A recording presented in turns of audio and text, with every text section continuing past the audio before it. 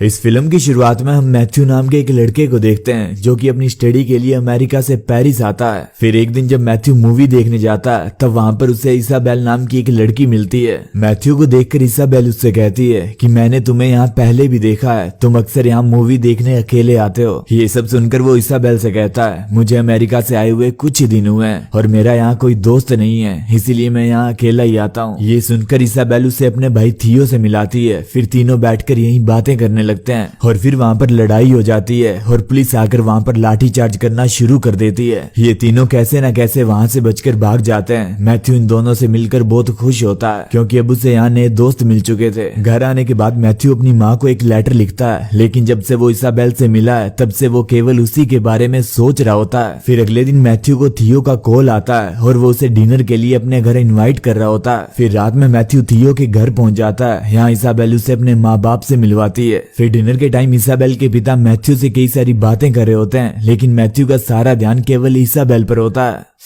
साली क्या ही हॉट लग रही है।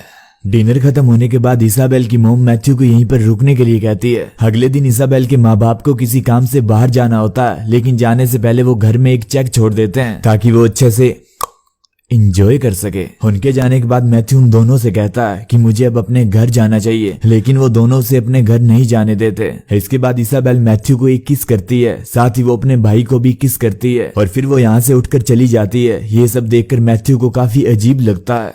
अरे ये क्या था बे। इसके बाद थियो मैथ्यू को अपना रूम दिखाने ले जाता है। फिर रात में मैथ्यू टॉयलेट से जब अपने रूम में आ रहा होता है तब वो इसाबेल और थियो को देखता है। उन दोनों को देखकर मैथ्यू के होश उड़ जाते हैं क्योंकि वो दोनों बेड पर बिना कपड़ों के सोए हुए थे। उन दोनों को ऐसे देखकर मैथ्यू की आंखें फटी की फटी रह जाती है क्योंकि थियो और इसाबेल दोनों भाई बहन होते हैं और साथ में वो इसाबेल को प्यार भी करता था। और उन दोनों को ऐसी हालत में देखकर मैथ्यू दीपक लाल की तरह हक्का बचक्का हो जाता है और चुपचाप अपने रूम में जाकर सो जाता है। फिर अगली सुबह इसाबेल मैथ्यू को उठाने आती है और उसके ऊपर आकर उसे किस करने लगती है। ये देखकर मैथ्यू डर जाता है क्योंकि मैथ्यू उस वक्त केवल अंडरवियर में होता है। इज्जत का सवाल था बे। और साथ में उसे इस बात का भी डर था कि उसका पिस्टल कहीं फायरिंग ना कर दे और बदले में इसाबेल बेचारी घायल ना हो जाए। इसके बाद इसाबेल उसे लेकर बाथरूम में जाती है। वहाँ थियो पहले से ही बिना कपड़ों के मौजूद होता है। ये देखकर मैथ्यू थियो से कहता है कि तुम्हारे सामने तुम्हारी बहन है, तुम उसके सामने बिना कपड़ों के कैसे रह सकते हो। इस पर वो दोनों मैथ्यू से कहते हैं कि हम दोनों काफी हद तक एक जैसे हैं, इसीलिए हम दोनों को ऐसे रहने में कोई शर्म नहीं आती। इसके बाद थियो मैथ्यू से कहता है कि हमारे माँ बाप अब 1 महीने तक नहीं आने वाले, इसलिए तुम यहाँ आराम से रह सकते हो। क्योंकि मैथ्यू इसाबेल को पसंद करता है इसीलिए वो यहाँ रुकने के लिए मान जाता है। फिर ये तीनों मिलकर रात को एक गेम खेलते हैं। अरे वो वाला गेम नहीं, नॉर्मल। इस गेम में मैथ्यू को उनकी दी हुई मूवी का नाम बताना होता है और अगर ये गेम मैथ्यू हार जाता है तो मैथ्यू को उनके दिए हुए डेयर को कंप्लीट करना होगा। फिर वो दोनों मिलकर मैथ्यू के सामने एक्टिंग करने लगते हैं और मैथ्यू को उस मूवी का नाम बताने के लिए कहते हैं और फिर मूवी का सही नाम बताकर मैथ्यू यहाँ पर ये गेम जीत जाता है। ये देखकर इसाबेल मैथ्यू से कहती है कि हमें एक ऐसे ही इंसान की तलाश थी जिसके साथ हम इस गेम को पूरा कर सकें। इसके बाद हम तीनों को एक आर्ट गैलरी में देखते हैं। यहाँ पर ये तीनों रेस लगाते हैं और खूब एंजॉय करने के बाद वापस लौट जाते हैं, लेकिन वहाँ से वापस आते समय बारिश होने लगती है जिसके कारण ये तीनों भीग जाते हैं। घर आने के बाद थियो मैथ्यू को अपने कपड़े देता है और वो खुद ड्रिंक लेने के लिए निकल जाता है। यहाँ पर मैथ्यू को अलमारी से इसाबेल की एक फोटो मिलती है और वो उस फोटो को अपने अंडरवियर में छुपा लेता है और फिर जब थियो ड्रिंक लेकर आता है तो तीनों साथ में बैठकर ड्रिंक करने लगते हैं और ड्रिंक करने के बाद वो तीनों गेम खेलने लगते हैं। लेकिन इस बार थियो को उनकी मूवी का नाम बताना था पर थियो हार जाता है। इसके बाद इसाबेल थियो को एक डेयर देती है। इस डेयर में थियो को एक फोटो को देखकर अपने हथियार को हिलाना होता है। थियो बिना किसी शर्म के उन दोनों के सामने अपने हथियार को निकाल लेता है और फोटो देखकर उसे हिलाने लगता है। ये सब इसाबेल के लिए तो नॉर्मल होता है, लेकिन मैथ्यू की ये सब देखकर फट जाती है। फिर अगले दिन मैथ्यू थियो से कहता है देख भाई मेरी भी बहन है पर मैंने उनके सामने ऐसा काम कभी भी नहीं किया,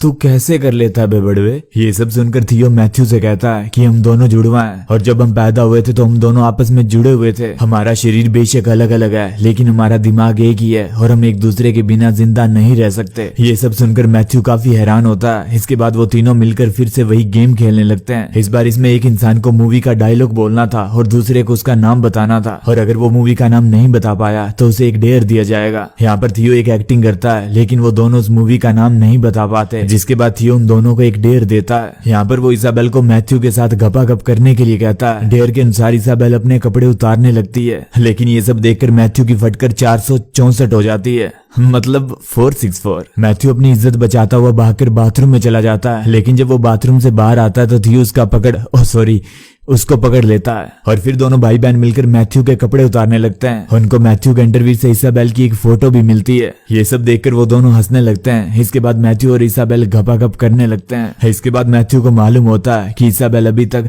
सील पैक कोका कोला है बे। इसके बाद इसाबेल मैथ्यू को बताती है कि हम दोनों भले एक दूसरे के साथ सोते हो, लेकिन हमारे बीच में कोई भी फिजिकल रिलेशन नहीं है। इसके बाद मैथ्यू इसाबेल से कहता है कि अगर ये बात तुम्हारे माँ बाप जान गए तो फिर क्या होगा, जिसके जवाब में इसाबेल मैथ्यू से कहती है कि ऐसा कभी नहीं होगा, और अगर ऐसा कभी हुआ तो मैं अपनी जान दे दूंगी। और फिर ऐसे ही अय्याशी वाली जिंदगी जीते हुए उनके सारे पैसे खत्म हो जाते हैं। इसके बाद इसाबेल अपने घर के राशन से खाना बनाती है, लेकिन उसका बनाया हुआ खाना कोई भी नहीं खाता। अब पैसे ना होने की वजह से उन्हें बाहर काम करना पड़ता है। और फिर एक दिन थियो और मैथ्यू एक टब में नहा रहे होते हैं, और फिर तभी वहां पर इसाबेल आ जाती है और वो भी उनके साथ नहाने लगती है। और फिर इसी बीच इसाबेल मैथ्यू से कहती है कि तुम मुझसे प्यार करते हो, ये तुम्हें साबित करना होगा। ये सब बोलकर वो मैथ्यू के नीचे वाले बालों को काटने लगती है। ये सब मैथ्यू को बिल्कुल भी अच्छा नहीं लगता और वो इन दोनों पर गुस्सा हो जाता है और गुस्से में इनसे कहता है कि तुम दोनों बच्चों जैसी हरकतें क्यों करते हो। और यहाँ पर मैथ्यू इसाबेल से कहता है कि इसीलिए आज तक तुम्हारा कोई बॉयफ्रेंड नहीं बना, क्योंकि तुम सिर्फ अभी तक अपने भाई का ही कहना मानती हो। इसके बाद मैथ्यू के कहने पर इसाबेल उसके साथ डेट पर चली जाती है और वो उसकी गर्लफ्रेंड भी बन जाती है। और फिर दूसरी तरफ हम थियो को देखते हैं, वो भी एक लड़की को डेट करने लगता है और उस लड़की को अपने घर लाकर उसके साथ गपा गप करता है। और फिर जब मैथ्यू और इसाबेल दोनों अपने घर आते हैं तो इसाबेल देखती है कि थियो किसी और लड़की के साथ सोया हुआ है। ये देखकर इसाबेल को काफी जलन होती है और वो रोने लगती है। फिर हम थियो और मैथ्यू को दोनों को साथ में देखते हैं, वो दोनों साथ में बैठकर वाइन पी रहे होते हैं और एक दूसरे से बातें कर रहे होते हैं। तभी वहां पर इसाबेल पहुंच जाती है और वो उन दोनों को लेकर एक टेंट में जाती है। ये वही जगह होती है जहाँ वो दोनों भाई बहन बचपन में सोया करते थे। फिर ये तीनों वहां पर बिना कपड़ों के सो जाते हैं। अगले दिन इनके माँ बाप घर आ जाते हैं और वो तीनों को बिना कपड़ों के सोया हुआ देख लेते हैं। ये सब देखकर उनकी आंखें फटी की फटी रह जाती है, लेकिन फिर भी वो इन तीनों को नहीं उठाते और वहां पर एक चेक छोड़कर वहां से चले जाते हैं। और फिर जब इसाबेल सोकर उठती है तो उसे वहां पर एक चेक मिलता है, जिसे देखकर वो सब कुछ समझ जाती है। वो समझ जाती है कि उसके माँ बाप सब कुछ जान चुके हैं। इसके बाद वो अपनी जान देने का फैसला करती है और गैस पाइप लेकर सो जाती है, लेकिन वहां पर रिवोल्यूशन चल रहा होता है और इसी वजह से एक पत्थर खिड़की तोड़ते हुए घर के अंदर आ जाता है, जिसकी आवाज सुनकर वो दोनों भी जाग जाते हैं और फिर तीनों मिलकर उस रिवोल्यूशन में शामिल हो जाते हैं। यहाँ पर थियो सबसे आगे पहुंच जाता है और पुलिस वालों पर पत्थर फेंकना शुरू कर देते हैं। यहाँ पर मैथ्यू थियो को काफी समझाता है, लेकिन वो उसकी बातों को इग्नोर कर देता है। इसाबेल भी थियो का साथ देने लगती है और फिर दोनों भाई बहन वहां से चले जाते हैं, क्योंकि मैथ्यू उन दोनों का साथ नहीं दे सकता, इसीलिए वो वहां से लौट जाता है। इसके बाद पुलिस सब पर लाठी चलाना शुरू कर देती है, जिसकी वजह से वहां भगदड़ मच जाती है। और फिर इसी सीन के साथ इस फिल्म का अंत होता है। हम उम्मीद करते हैं कि आपको इस फिल्म की कहानी जरूर पसंद आई होगी। मिलते हैं फिर ऐसी किसी नई फिल्म की नई कहानी के साथ। तब तक के लिए अपना ख्याल रखिए और खुश रहिए।